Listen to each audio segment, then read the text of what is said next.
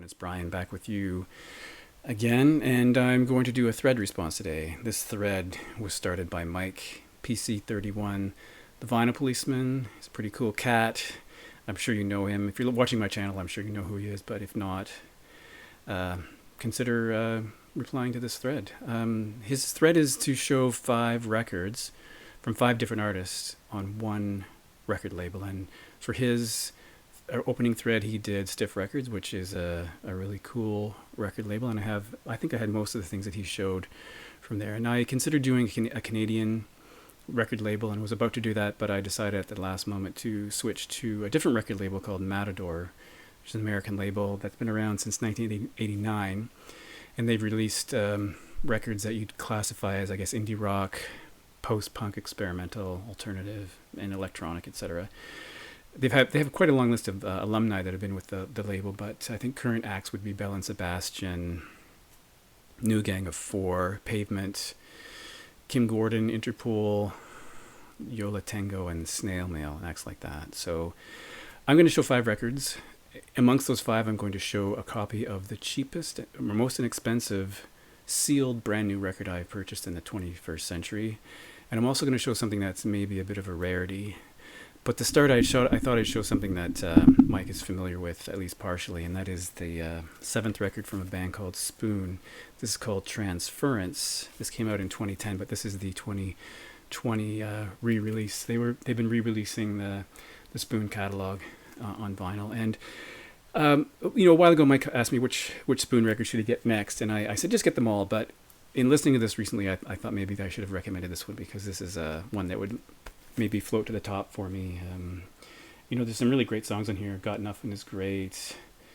Written in Reverse, The Mystery Zone, and I really love the transition from track 2 to 3. That's sort of, if you know this record, is Love Forever, and then it blasts into The Mystery Zone, which I think is great. Who Makes Your Money? Fantastic.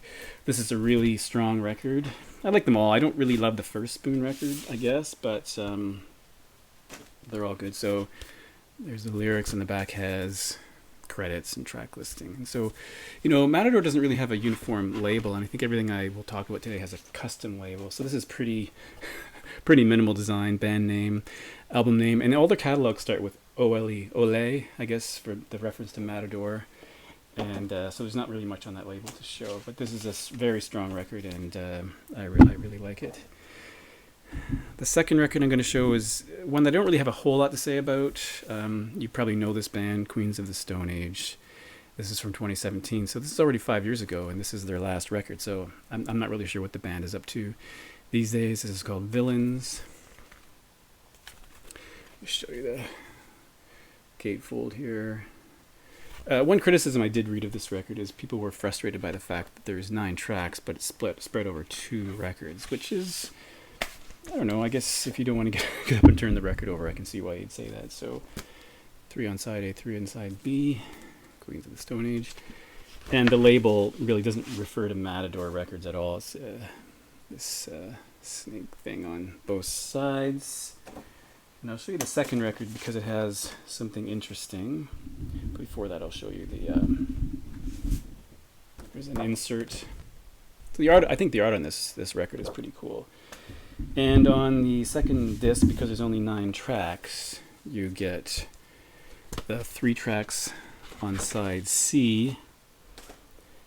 And then on side D, there's an etching, which is going to be challenging to show because the lighting in here is kind of weird today. But let's see if I can. Hard to see. I don't know if you can see that, but there's an etching. Obviously, this is a non-playable side, but there's an etching there, which is kind of cool to see. So that is second record from Queens of the Stone Age. Third record I chose from 2013 is I guess you call them a post-punk band. I think many people who reviewed this artist noticed some sort of throwback to, I guess, part of the 80s. This is Savages. The record is called Silence Yourself. It's an all-female band. That's the back. It got pretty good reviews. I think you call this punk rock, maybe noise rock, experimental. And they only released 2 records plus 1 EP. So there's 1 record that followed this, and then a live EP, which I've never heard. It has the inner sleeve, and then I'll show you the labels. We have side B, and side A just has track listing. And what's the? I didn't say the catalog record for Queens of the Stone Age, and I can't remember what this is. But there's a tiny Matador written at the top there, so I think this is a pretty good record. I haven't listened to it in a while though. Perhaps I should put it on. Okay, so the fourth record is a record that I paid a kind of an improbable amount for. But here, I'll just show you what's on the front. It says, I hope you can read that. It says, "Pay no more than $1.98." So this is intended play, Matador and True Panther, 2011 to 2012. So this is a sampler really for Matador Records and a partner label called True Panther, which Matador bought at some point, and has a download of the entire album. So what you have on here are things like who you might know, Kurt Weill, some Lee Ronaldo, Ceremony, Stephen Malkmus, Cold Cave, Esben, and The Witch, which you may know. So the funny thing is, when I bought this record, it has this statement saying pay no more than $1.98, but mine had a price label on it that said $1.99, which I thought was quite hilarious because they were charging me a cent more than I was supposed to be charged for this record.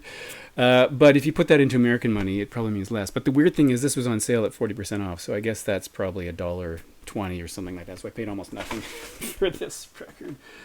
And here we have, it says Matador on both sides. And this is, I don't know if there's other ones from this series. This is only 2011 to 2012 from their catalog.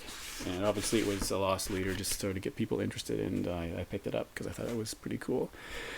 Now, the last thing that I am going to show you is something that's, I think, is a bit of a rarity because it's not something I see anymore. And I checked Discogs, and it seems like it's the prices have really gone up over the last few years. But I paid $12 or $13 for this record, and it's Lou Reed, Berlin, live at St. Anne's Warehouse, recorded December 15th and 16th, 2006 in Brooklyn, New York, produced by Bob Ezrin and Hal Wilner.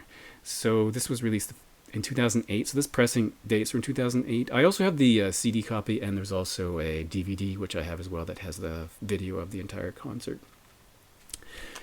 There's the back. So it has the entire Berlin record, which he hadn't performed live, I think, in something like 30 years, plus 3 extra songs.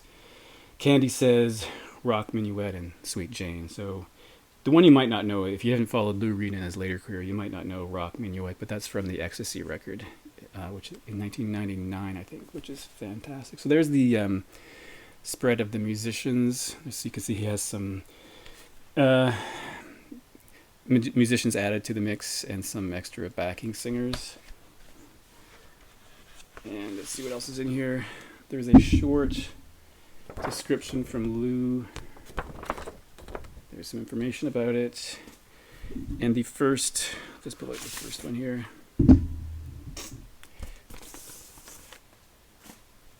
There is Lou Reed. On the back, it has the Matador symbols upside down, but the Matador there at the top. And both labels look the same. And they're in these nice polyline sleeves. And let's say I bought this from a used record store in Toronto that doesn't exist anymore. And I'm not sure the guy knew what it was or how. I'm not sure it's rare, but the prices have kind of increased. And I think this is a really good recording of Berlin. That's that record that got terrible reviews when it came out. Like the critics savaged this record. They just thought it was terrible. If you just do a little bit of research on Berlin, you'll see that the critics just hated it, and it took a long time before there was a reconsidered opinion on this record, because I actually think it's quite good. The first listen to Berlin, I remember when I got it, I thought it was a bit of a challenging listen. I wasn't sure I liked it after Transformer, but I think it's a pretty strong record, and it kind of works here in these arrangements. I think it's pretty good. So Mike, there you go. My response to your thread. And I hope other people take a moment to do this one as well. I think it's kind of interesting. So I'll see you later. Thanks for watching.